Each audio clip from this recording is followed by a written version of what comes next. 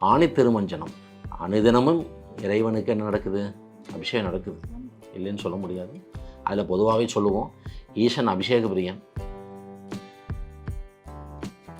அஷ்டமி என்பது நடுத்திதி. அஷ்டமி திதிக்கு ரொம்பவே விசேஷம் உண்டு. அதனால தான் வளர்பிறை அஷ்டமியை வந்து சூரியனை தவிர மற்ற எவருக்கும் சுய ஒளி கிடையாது. சந்திர பகவானுக்கு மட்டும் ஒரு ஸ்பெஷல் அமைப்பு உண்டு. அவருக்கும் சுய ஒளி இல்லை என்றாலும் சூரியனிடமிருந்து பெறக்கூடிய அந்த ஒளியை பிரதிபலிக்கக்கூடியதான தன்மை. பிரமாண்டமாக ஒன்றை பிளான் பண்ணி அதற்காக கடனெல்லாம் வாங்கி ஒரு தொழிலை ஆரம்பித்து வெற்றி பெற்றால் சந்தோஷம். தோல்வியாக போயிடுச்சுன்னா அது போச்சு, எல்லாமே போச்சு.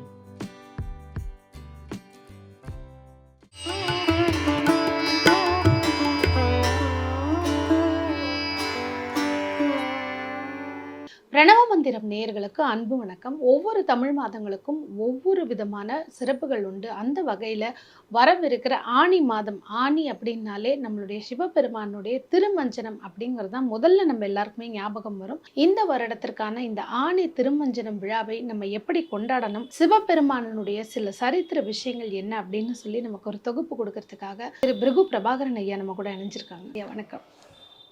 உலகெங்கிலும் இருக்கும் பிரணவ மந்திரம் நேயர்கள் அத்தனை பேருக்கும் இனிய நமஸ்காரங்களோடு பழனியிலிருந்து பிருகு பிரபாகரன். ஆணி திருமஞ்சனம் அனுதினமும் இறைவனுக்கு என்ன நடக்குது? அபிஷேகம் நடக்குது, இல்லைன்னு சொல்ல முடியாது. அதில் பொதுவாகவே சொல்லுவோம், ஈசன் அபிஷேக பிரியன். அவருக்கு பெரிய அலங்காரங்கள்லாம் தேவையில்லை. அவர் வந்து அபிஷேகம் பண்ணிகிட்டே இருக்கணும். இருக்கு என்ன அபிஷேகம் பண்ணாலும் உட்காந்துட்டே இருப்பார். அப்படி அபிஷேகம் நடந்துக்கிட்டே இருக்கணும். சிவபிரானுக்கு 12 மாதமும் வந்து சிறப்புகள் தான். குறிப்பாக ஏன் ஆணி மாதத்தில் வரக்கூடிய திருமஞ்சனத்தில் இந்த ஒரு நிகழ்ச்சி நடக்கணும் அப்படிங்கிற ஒரு கேள்வி. ஒரு ஜோதிட ஆய்வாளராக இருந்து சொல்லணும் அப்படிங்கிற மாதிரி இருந்ததுன்னா என்ன சொல்லி பார்ப்போம். உபயராசிகள் மொத்தம் வந்து 12 ராசிகளிலே சரராசிகள் 4, சிரராசிகள் 4, உபயராசிகள் 4. இது எல்லாருக்கும் தெரியும்.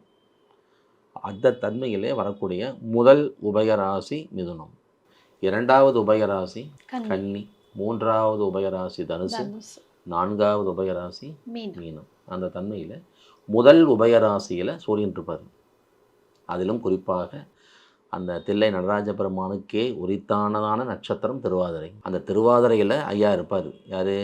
சூரிய பகவான். இல்லை, சூரியனே ஈசன். அங்கே சூரியனை பலமேற்றணும்னா ஈசனை வணங்கு, சூரியன் பலமேறும். சந்திரனை பலம் ஏற்றணுமா, அம்பாளை சரணடையும். பராசக்தியை தொழுது வழிபட்டு வந்தால் சந்திர பலம் ஏறும். அந்த 4 உபயராசிகளிலே முதல் உபயராசியான மிதுனத்திலே சூரிய பகவான் திருவாதிரையில். மிதுனத்துக்கு கேந்திரம். கேந்திரம்னா 4ஆம் இடம். அந்த 4ஆம் இடத்திலே உத்தர நட்சத்திரத்தில், இது யாரோடது? சூரிய பகவான். அந்த சூரிய பகவானுடைய நட்சத்திரத்தில் அந்த சந்திரன் இருக்கும். அந்த நாளை வந்து நம்ம முன்னோர்கள் தேர்ந்தெடுத்து அபிஷேக பிரியனான அந்த ஐயன் தில்லை நடராஜ பெருமானுக்கு எத்தனை அபிஷேகங்கள் செய்ய முடியுமோ அத்தனை அபிஷேகங்களும் செய்து அலங்காரம் செய்து அன்று அவனை கொண்டாடணும் அப்படிங்கிற தன்மையில் அவங்க கொண்டு வந்திருக்காங்க. இப்போ நம்ம ஒவ்வொரு ஃபெஸ்டிவல்ஸ்க்கும் நீங்கள் வந்து ஒரு குழந்தை பேரா, ஒரு திருமணம் தடையா, இல்லாட்டி உங்களுக்கு சொத்துக்கள் சேரணுமான்னு ஒவ்வொரு பண்டிகைகள் அதற்காக தான் வச்சுருக்காங்க. இந்த ஆணி திருமஞ்சனத்தில் நம்ம வந்து சிவபிரான் கிட்ட முறையிடக்கூடிய ஒரு முக்கியமான விஷயம்னா என்ன? இங்கேயும் நம்ம எப்படி எடுக்கணும்னா, காலபுருஷ தத்துவத்தை பற்றி பேசும்போது பொதுவாகவே 4-5 குடையவர்கள் சந்திரனும் சூரியனும். 4 குடையவர் சந்திரன், 5 குடை சூரியன். இவங்க எப்படி நிற்கிறாங்கன்னு சொல்லி பார்க்கும்போது 3ஆகவும் காலபுருஷனுக்கு 3ல் சூரியன், காலபுருஷனுக்கு 6ல் சந்திரன். இந்த 3, 6 என சொல்லி வரும்போது இந்த இடத்துல எப்படி நம்ம எடுக்கணும் அப்படின்னு சொல்லி பார்த்தா, 3ஆம் பாவம் என்பது முயற்சி ஸ்தானம். எல்லாருக்கும் எல்லா தன்மைகளிற்கும் ஏதோ ஒரு முயற்சி இருக்கும். முயற்சி இல்லாதவங்களை நம்ம பெருசாக பார்க்குறதுக்கு இல்லை. எல்லாருக்கும் என்ன இருக்கும்? முயற்சி. எனக்கு ஒரு முயற்சி இருக்குது சார், நான் அப்படி ஒரு அமைப்பில் போகணும், இந்த மாதிரி செய்யணும், இடம் வாங்கணும், வீடு கட்டணும், அதை பண்ணணும், இதை பண்ணணும், குழந்தைகளுக்கு திருமணமெல்லாம் பண்ணணும், அடுத்தடுத்த முயற்சிகள் இருக்குது. முயற்சி இல்லாதவன் மனிதனே இல்லை. அப்போ முயற்சி ஸ்தானம் என்பது என்னென்றால் 3ஆம் பாவம். 6ஆம் பாவத்தை வந்து நம்ம என்ன பேசுகிறோம் அப்படின்னா, பொதுவாக கடன், நோய், எதிரி, அந்த மாதிரி தன்மைகளை பேசுவோம் காலபுருஷ தத்துவத்தின் அடிப்படையில். இந்த இடத்துல என்ன எடுக்கணும்னா, முயற்சி ஸ்தானம் 3ஆம் பாவம், அது மிதுனம். 3ஆம் பாவம் அந்த மிதுனத்துக்கு அடுத்த பாவம் கடகம் 2ஆம் பாவம். முயற்சி ஸ்தானத்துக்கு 2ஆம் பாவமாக கடகம் வருது. கடகத்தின் அதிபதி சந்திரன். அந்த சந்திரன் அந்த முயற்சி ஸ்தானம் என்ற 3ஆம் பாவத்திற்கு 4ஆம் பாவத்தில் நிற்பார், கண்ணியில் இருப்பார். எப்பவுமே 2 குடையவன் 4லே இருப்பது மிகப்பெரிய விசேஷம். இவங்க தான் சின்ன ஒரு இன்வெஸ்ட்மெண்ட்டில் ஒரு தொழில் ஆரம்பித்து பிரம்மாண்டமாக மேலே வராங்க. நிறைய ஜாதகங்கள் நாங்கள் பார்ப்போம். 2ஆம் பாவாதிபதி 4ல் இருக்கணும். இவங்க தான் என்ன பண்ணுறாங்க, சின்ன இன்வெஸ்ட்மெண்ட்டு பிரம்மாண்டமாக ஒன்றை பிளான் பண்ணி அதற்காக கடனெல்லாம் வாங்கி ஒரு தொழிலை ஆரம்பித்து வெற்றி பெற்றால் சந்தோஷம். தோல்வியாக போயிடுச்சுன்னா அது போச்சு, எல்லாமே போச்சு.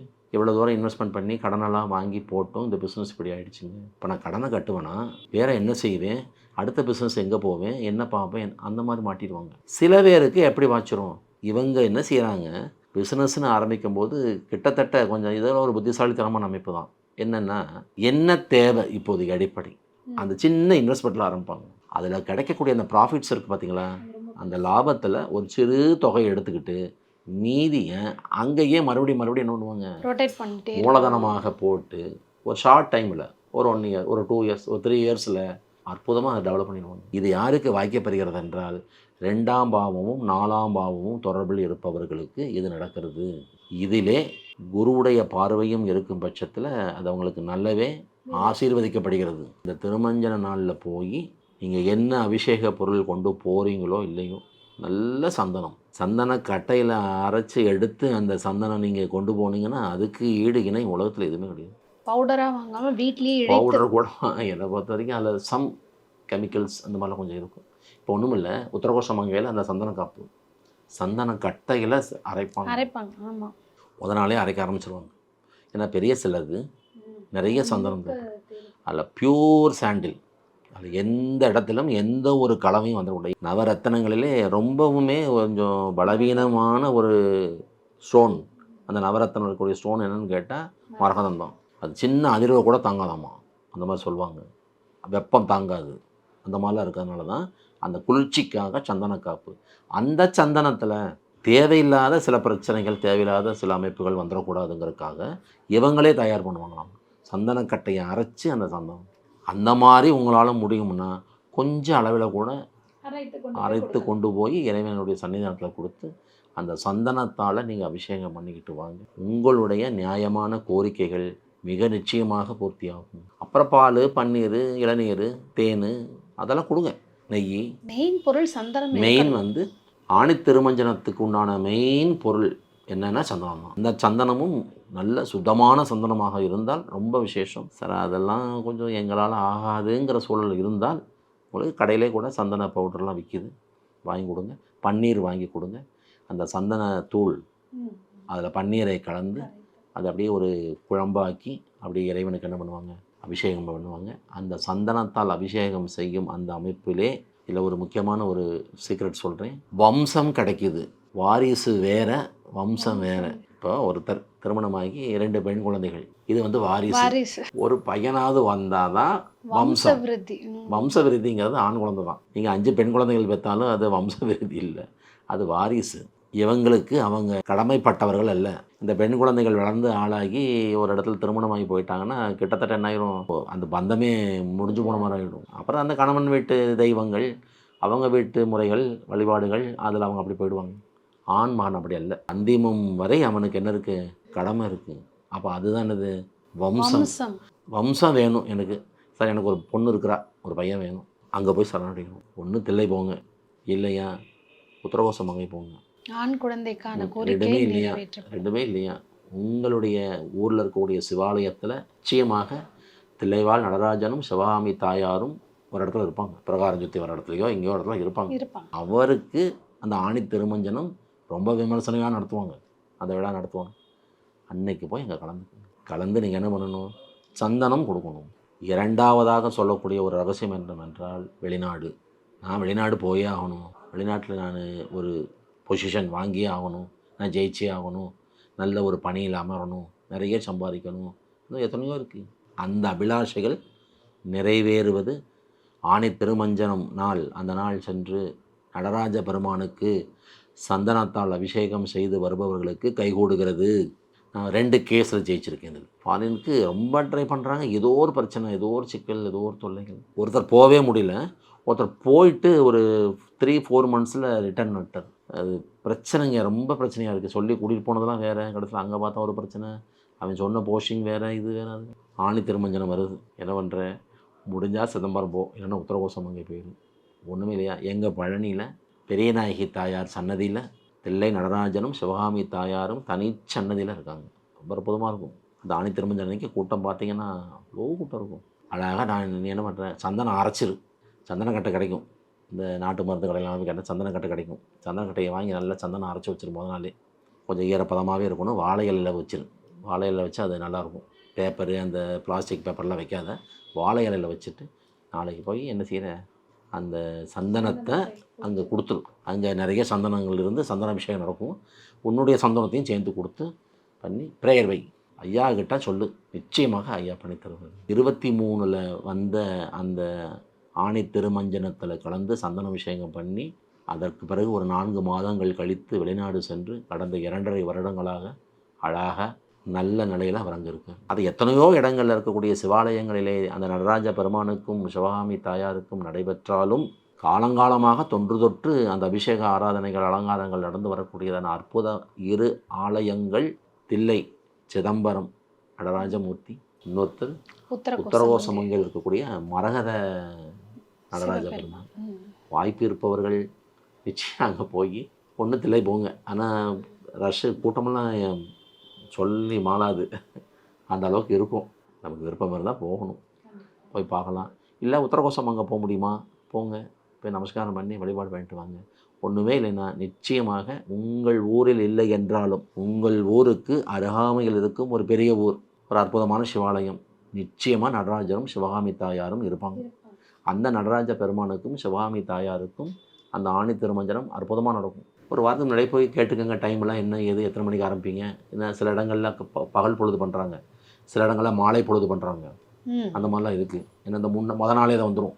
நாளை காலை 10 மணியோட உத்தரம் முடிஞ்சிருது, இன்றைக்கி மாலை பொழுதே பண்ணிடலாம், அந்த மாதிரிலாம் இருக்கும். அதை கொஞ்சம் தவற விட்டுறக்கூடாது. ஒரு வாரத்துக்கு முன்னாடியே போய் கேட்டு அந்த நேரத்தில் போய் கலந்துக்கங்க. கண்டிப்பாக உங்களுக்கு நான் என்ன சொல்லியிருக்கிறேன், வம்சம் வெளிநாடு இந்த 2த்துக்கும் சந்தன அபிஷேகம் பண்ணணும், ரொம்ப விசேஷம். சூரிய சந்திரனுடைய உண்மையான பலத்தை பெறக்கூடிய தன்மை அங்கே இருக்குது. இதில் நல்லா பார்க்கணும். அப்படி வரக்கூடிய அந்த நாள் நட்சத்திரத்தில் பார்க்கும்போது உத்தரம், திதியில் பார்க்கும்போது ஒன்று சப்தமி வரும் அல்லது அஷ்டமி வரும். வளர்பிறை சப்தமி, வளர்பிறை அஷ்டமி, இந்த 2ல் ஏதோ தான் ஒன்று வரும். அந்த அஷ்டமி என்பது திதிகளிலே நடுத்திதி. நீங்கள் பிரதமை, துதியை, திருதியை, சதுர்த்தி, பஞ்சமி, ஷஷ்டி, சப்தமி எண்ணி வந்தீங்கன்னா 7. அஷ்டமி என்பது நடுத்திதி. அஷ்டமி திதிக்கு ரொம்பவே விசேஷம் உண்டு. அதனால தான் வளர்பிறை அஷ்டமியை அன்னை மகாலட்சுமிக்கும், தேய்பிறை அஷ்டமியை கால பைரவருக்கும் தந்திருக்கோம் நம்ம. அப்போ நம்ம தான் அஷ்டமின்னு சொல்லி பயந்துக்கிறோமே தவிர அஷ்டமி திதி அற்புத திதி தான்.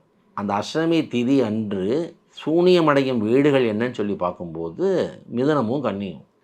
அப்போ அந்த அஷ்டமி திதியில் சூனியமடையக்கூடிய அந்த மிதுனத்திலே ஒளிகிரகமான சூரியன், இன்னொரு வீடான கன்னியிலே அந்த சூரியனுடைய ஒளியை பெற்று இப்பூவுலகிற்கு தரக்கூடிய அற்புத கிரகமான சந்திரன்.